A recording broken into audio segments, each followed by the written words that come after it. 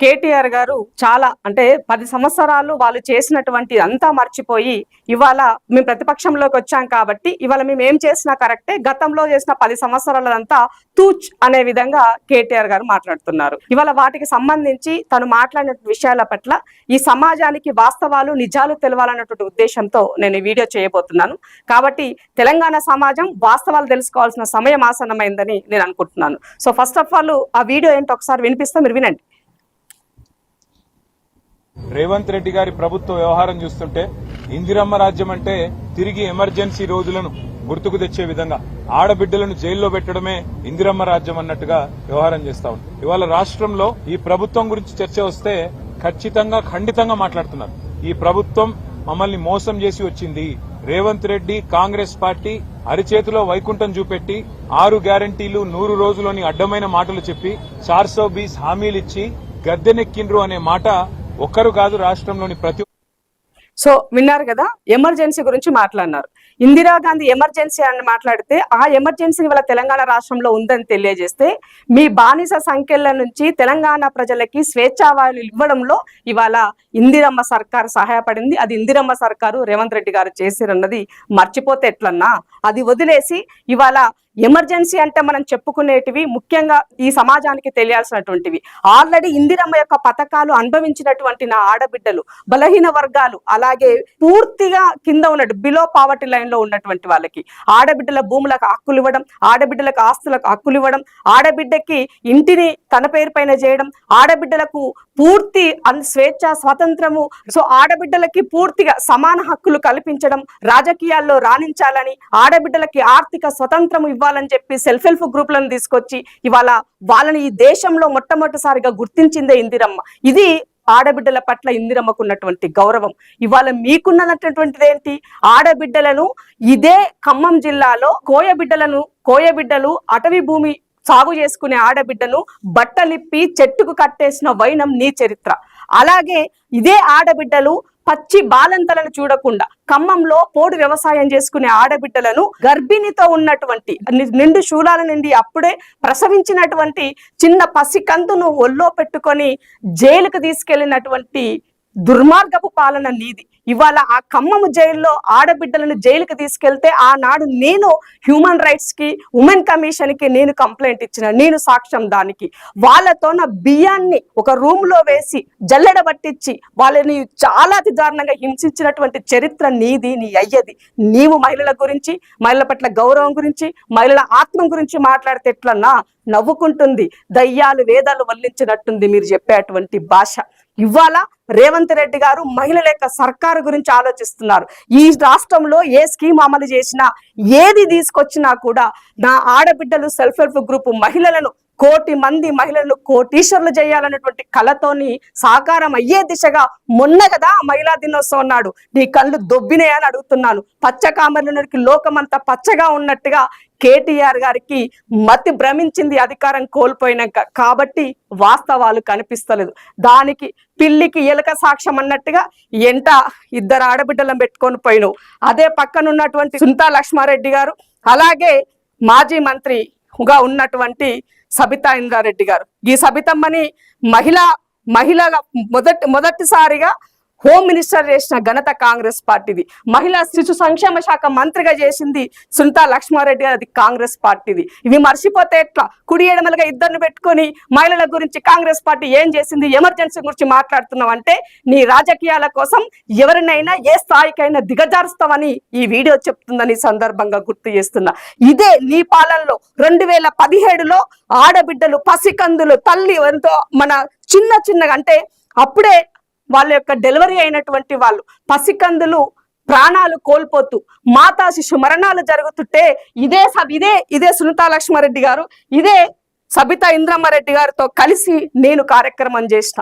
ఆ మహిళా శిశు సంక్షేమానికి సంబంధించినటువంటి మాతా శిశు మరణాలు జరగకూడదు అని చెప్పేసి ఆనాడు మేము గగ్గోలు పెడితే ఉటావుటిన మీరు ప్రభుత్వ హాస్పిటల్కి వచ్చి వాళ్ళ యొక్క బెడ్షీట్ల కవర్లు మార్చి వాళ్ళ యొక్క ఆరోగ్య సంక్షేమం గురించి మాట్లాడింది. ఆనాడు మాట్లాడిచ్చే విధంగా చేసింది మేము కాంగ్రెస్ ప్రతిపక్షంలో ఉన్ననాడు చేసిన పనులు ఈ సందర్భంగా గుర్తు చేస్తున్నా. అది నీకు మహిళల పట్ల ఉన్నటువంటి చిత్తశుద్ధి, మాతా శిశు మరణాల పట్ల నీకున్న చిత్తశుద్ధి అని సందర్భంగా తెలియజేస్తున్నాం. ప్రతి ఒక్కరు మాట్లాడుతున్నారు. అక్కడక్కడ ముఖ్యమంత్రి గారికి ఇట్లా మాట్లాడితేనే అర్థమవుతుందని చెప్పి కూడా, ఎందుకంటే ఆయన బజారు భాష మాట్లాడుతున్నాడు కాబట్టి అదే భాషలో మాట్లాడితేనే ఆయనకు అర్థమవుతుందని చెప్పి కొంతమంది. ఇక భాష గురించి మాట్లాడినారు. భాషకి యూనివర్సిటీ ఎవరు ఇవ్వాలా? బూతు భాషకు యూనివర్సిటీ ఎవరు? దాని ప్రొఫెసర్ ఎవరు? మీ అయ్యే మర్చిపోయినావా? మీరు చెప్పినటువంటి భాషనే కదా నీరజాక్ష ఈ రాష్ట్రంలో మొదలయ్యింది. మీరు అధికారంలో ఉండి ముఖ్యమంత్రిగా మీ నాయన చెప్పినటువంటి మాటలు వినలేక చెవులల్లో దూదులు పెట్టుకున్నాం మేము. ఇవాళ భాష గురించి మీరు మాట్లాడుతున్నారు. రేవంత్ రెడ్డి గారు పని చేస్తూ పోతే మీరు ఆర్థిక క్రమశిక్షణ లేకుండా ఈ రాష్ట్రాన్ని అప్పు చేసి ఇవాళ మా చేతికి అప్పగిస్తే ఇవాళ ఆ రాష్ట్రాన్ని ఎట్లా నడపాలో అర్థం కాకుండా ఇవాళ 24 గంటల్లో 18 గంటలు పని చేస్తూ రాష్ట్రం బాగు కోసం పనిచేస్తున్నాడు ప్రజాపాలన ప్రభుత్వ ప్రతినిధిగా ఇవాళ రేవంత్ రెడ్డి ఉన్నారు. మరి మీరు దాచుకున్న పైసలను ఏడ దాయాలా, ఎట్లా దాయాలా, ఏ కేసుల నుంచి తప్పించుకొని తిరగాలని ఇవాళ మీ ప్రయత్నాలు ఉన్నాయి. దానికి భారతీయ జనతా పార్టీ తోడు కోసము ఇవాళ 1000 కళ్ళతో ఎదురు చూస్తున్నారు నువ్వు నీ అయ్యా. గట్టిగా మాట్లాడుతుండొచ్చు. జనం తిడితే, జనం ఆక్రోశిస్తే, జనం గట్టిగా మాట్లాడితే జర్నలిస్టులను జైల్లో పెడతారా? తప్పకుండా వారి తరపున న్యాయ పోరాటం చేస్తాం. ఇందులో వెనక్కి తగ్గే ప్రశ్నే లేదు. నువ్వు జైల్లో పెడతాను అంటే భయపడడానికి ఎవడు కూడా ఇక్కడ ఊరికనే ఆకాశంలోంచి ఢిల్లీ నుంచి పేమెంట్ కోటాలో ముఖ్యమంత్రి పదవి తెచ్చుకున్నాడు ఎవడు లేడు.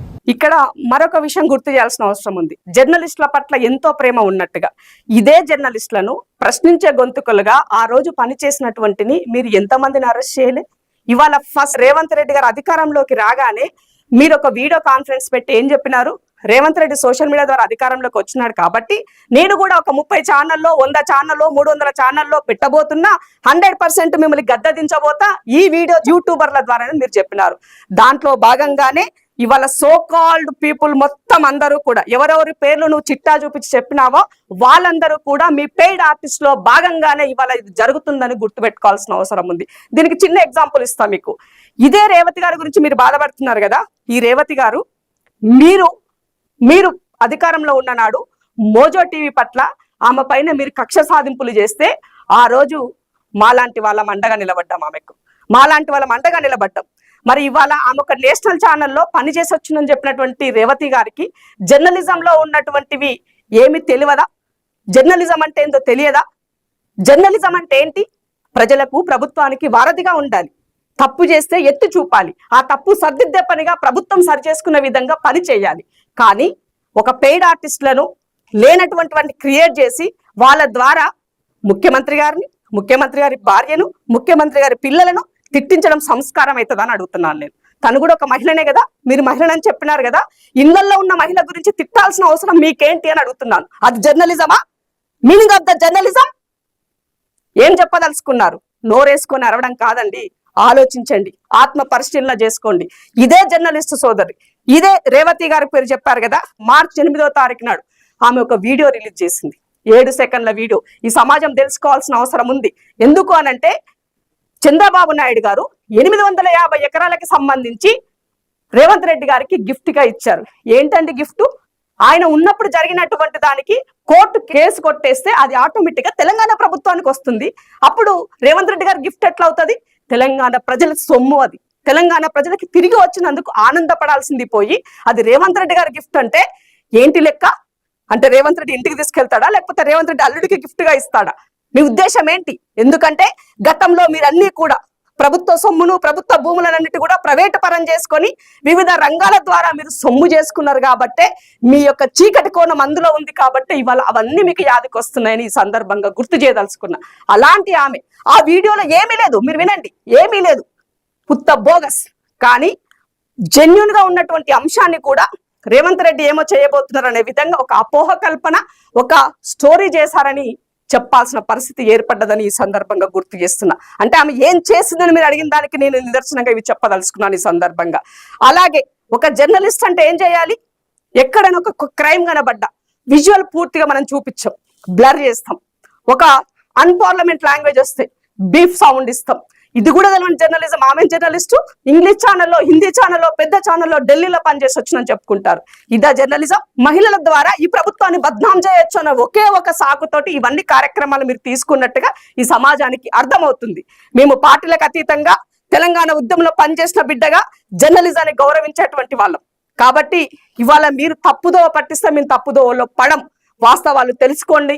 కేవలం అధికార దాహం కోసం మాత్రమే, అధికారం కోసం మాత్రమే ఈ సమాజాన్ని తప్పుదోవ పట్టించే ప్రయత్నం మీరు చేస్తున్నారు. కాబట్టి ఇవాళ చట్టపరంగా చట్టం తన పని చేసుకుంటూ వాళ్ళు చేసినటువంటి వాటిని నోటీస్ ఇచ్చి మీలాగా దొంగతనంగా అర్ధరాత్రి అపహరించి అరెస్ట్ చేయలేదని సందర్భంగా గుర్తు చేస్తున్నాం. కేవలం ఈ జర్నలిస్టులు ఎవరైతే తప్పు చేశారో, లేనిది ఉన్నట్టుగా చూపించారో, ఫ్యాబ్రికేటెడ్ గా ఎవరైతే చేశారో వాళ్ళపైన మాత్రమే కేసు ఫైల్ చేసి నోటీస్ ఇచ్చి అరెస్ట్ చేయడం జరిగింది. ఇది తెలంగాణ సమాజం తెలుసుకోవాల్సిన అవసరం ఉంది.